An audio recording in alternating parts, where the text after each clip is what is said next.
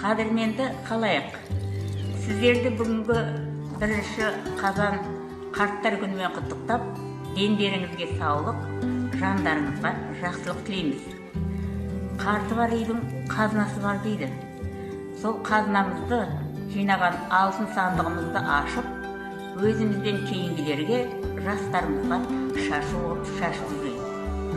Еліміз аман, жұртымыз тыныш болсын. Мерекеміз құтты болсын.